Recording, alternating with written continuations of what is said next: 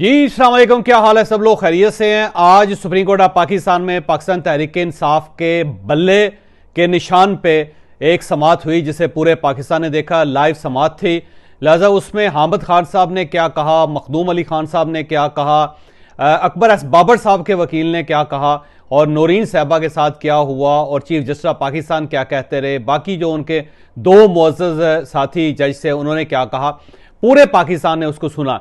लेकिन कुछ ऐसे सवाल इस मुकदमे में उठाए गए जिनके ऊपर बहस करना, बात करना मेरा ख्याल है इंतहाई ज़रूरी है। वो एक पुराना मुहावरा है कि रोज़े बख्शवाने गए थे लेकिन नमाजें गले पड़ गईं। तो पाकिस्तान तहरीक इंसाफ के साथ यही हुआ है। पाकिस्तान तहरीक इंसाफ अपने बल्ले के निशान को सिक्योर करने के लिए सुप्रीम कोर्ट ऑफ पाकिस्तान की तरफ देख रही थी, बल्कि ये बाकायदा एक बार गई भी थी और फिर उसके बाद इन्होंने अपनी वो प्ली वापस ले ली थी। लेकिन आज सुप्रीम कोर्ट ऑफ पाकिस्तान में जो कुछ हुआ उससे यूं महसूस होता है कि अब नमाजें भी गले पड़ चुकी हैं इनकी और इन्होंने अब साबित करना है कि पाकिस्तान तहरीक इंसाफ के जो इंट्रा पार्टी इलेक्शंस हुए थे वो बिल्कुल फेयर थे और ट्रांसपेरेंट थे और बाकायदा प्रोसीजर को फॉलो किया गया। चीफ जस्टिस ऑफ पाकिस्तान ने बहुत सारे सवाल उठाए और इन सवालों के जवाब ज़ाहिर है अब कल पाकिस्तान तहरीक इंसाफ को देने पड़ेंगे। पहला जो सवाल उठाया गया वो ये कि ये बताएं कि क्या अकबर एस बाबर साहब वाकई आपके बानी रुकन हैं या नहीं है।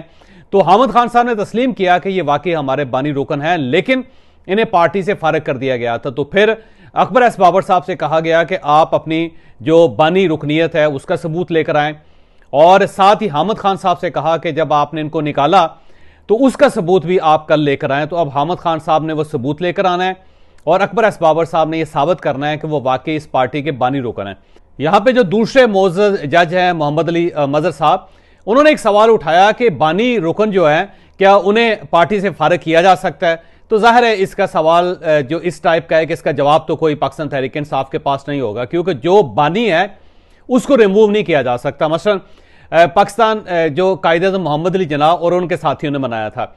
आप सब कुछ कर सकते हैं लेकिन कायदे-ए-आज़म मोहम्मद अली जिन्ना को और उनके कुछ साथी जिनका ताल्लुक उस वक्त पाकिस्तान मुस्लिम लीग से था, उन सबको आप रिमूव नहीं कर सकते, आप उनको निकाल नहीं सकते उस हिस्ट्री से।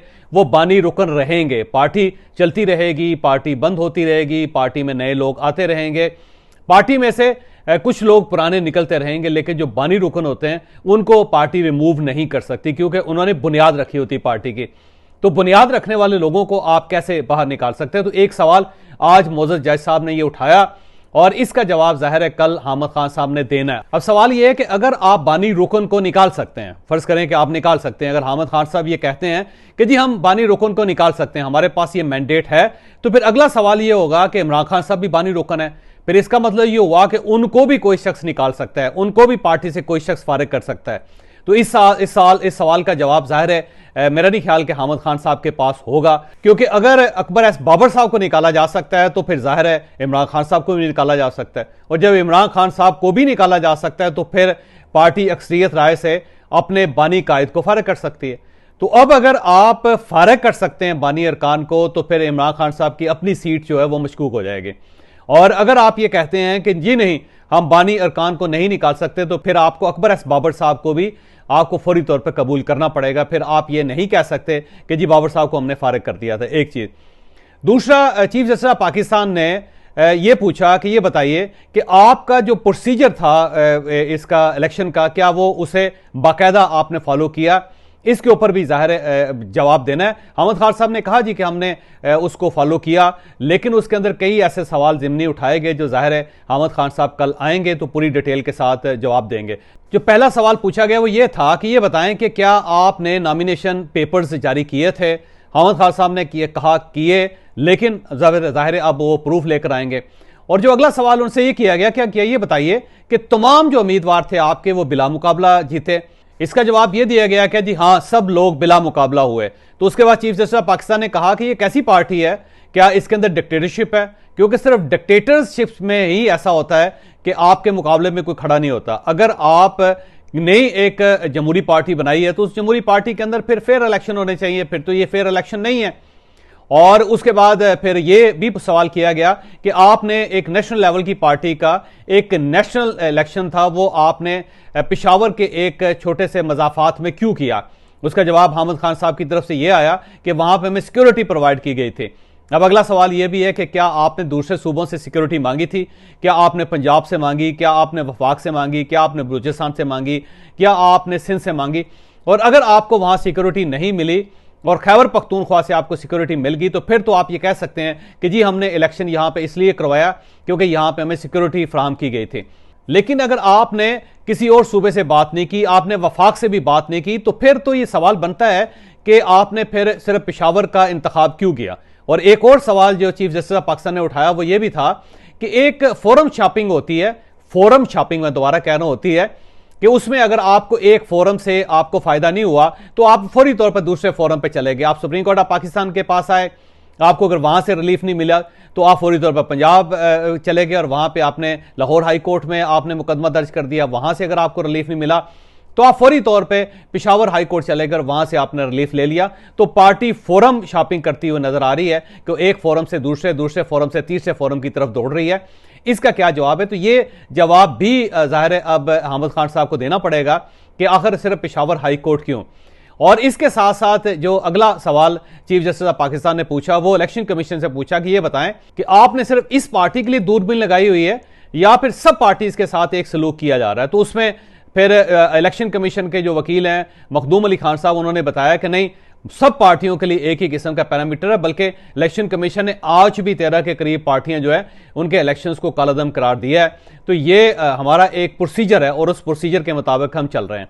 तो अब ये गेम तकरीबन फंस चुकी है क्योंकि चीफ जस्टिस ऑफ पाकिस्तान ने यह कहा था कि बल्ले का निशान जो है वो आपका इशू नहीं है। आपका इशू सिर्फ यह है कि आपने इंट्रा पार्टी इलेक्शंस कैसे करवाएं। अगर आपने इंट्रा पार्टी इलेक्शन ठीक करवाए हैं तो फिर बल्ले का इंतखाबी निशान समेत आपको तमाम फैसिलिटीज मिलनी चाहिए। लेकिन अगर आपने इंट्रा पार्टी इलेक्शन ठीक नहीं करवाए तो फिर आप किसी भी हक के हकदार नहीं है। तो ये एक जो सवाल अदालत ने उठाया, मेरा ख्याल है कल हामिद खान साहब या इनके जो साथी वकला हैं जो अली जफर साहब जो वो भी कल तशरीफ लाएंगे, उनको ये साबित करना पड़ेगा इन्होंने जो कुछ भी किया वो आइन और कानून के मुताबिक किया। तो अब अगर आपने आइन और कानून के मुताबिक किया है तो फिर जाहिर है आपका जो इलेक्शन है वो क्लियर हो जाएगा। जब आपका इलेक्शन क्लियर हो जाएगा तो फिर आपको बल्ले का निशान मिल जाएगा। और अगर आपका इंट्रा पार्टी इलेक्शन ही फेयर नहीं है, वो साफ और शफाफ नहीं है, तो फिर डेफिनेटली आपको मसाइल का सामना करना पड़ेगा। तो मेरा ख्याल है कल का दिन पाकिस्तान तहरीक इंसाफ के लिए वाकई हकीकतन बड़ा मुश्किल दिन होगा, क्योंकि पार्टी ने यह साबित करना है कि हमने इलेक्शन फेयर करवाए हैं। और फिर उसके बाद जाहिर है अगर वो सुप्रीम कोर्ट ऑफ पाकिस्तान उसे तस्लीम कर लेती है कि वाकई इलेक्शन फेयर थे, तो फिर तो रिलीफ पाकिस्तान तहरीक इंसाफ को ठीक ठाक मिल सकता है, फिर बल्ले का निशान इनके पास रहेगा। लेकिन अगर पार्टी ये साबित करने में नाकाम हो जाती है कि हमारे इलेक्शंस फेयर थे, तो फिर डेफिनेटली इनके लिए मसाइल पैदा हो जाएंगे। फिर कल के दिन मेरा ख्याल है ये इलेक्शंस कालादम करार हो जाएंगे और पेशावर हाई कोर्ट का फैसला जो है उसे भी कालादम करार दे दिया जाएगा। और उसके साथ साथ फिर बहुत सारे मसाइल जो हैं वो पैदा हो जाएंगे पाकिस्तान तहरीक इंसाफ के लिए। अब यहाँ पे एक सवाल पैदा होता है कि क्या वाकई पार्टी ये साबित कर पाएगी? मेरा नहीं ख्याल कि पार्टी ये साबित कर पाएगी। उसकी मेन रीजन ये है कि ये जो इलेक्शंस हुए थे ये वाकई बड़ी जल्दी में हुए, इतनी जल्दी में हुए कि इसमें प्रोसीजर को फॉलो नहीं किया गया। जो चीफ इलेक्शन कमिश्नर ने तैनात किया फौरी तौर पे किया और उसके लिए प्रोसीजर फॉलो नहीं किया गया। फिर उम्मीदवार खड़े किए गए, वो भी सिर्फ पार्टी के अपने उम्मीदवार थे। फिर इनके मुकाबले में जो लोग कागजात जमा करवाना चाहते थे उनके लिए दरवाजे बंद कर दिए गए। फिर ये इलेक्शन सिर्फ पेशावर में करवाए गए इसलिए कि कल को पेशावर हाई कोर्ट से इन्हें रिलीफ मिल सके। और फिर उसके बाद जो अनाउंसमेंट है वो भी फिर जो वोटर्स हैं उनको इतला नहीं दी गई थी, पार्टी के अंदर अनाउंसमेंट प्रॉपर नहीं हुई थी। तो बहुत सारी ऐसी चीजें हैं जो पार्टी साबित नहीं कर पाएगी। तो मुझे नहीं लगता कि कल पार्टी ये साबित कर सकेगी कि जनाब हमारे इलेक्शन फेयर से, इसलिए हमें बल्ले का निशान अलाट कर दिया जाए। तो कल पार्टी के लिए ठीक ठाक टफ टाइम होगा और मुझे chief justice of Pakistan supreme court of Pakistan को बहुत ज्यादा पाकिस्तान तहरीक इंसाफ के ऊपर रहम करती हुई नजर नहीं आ रही।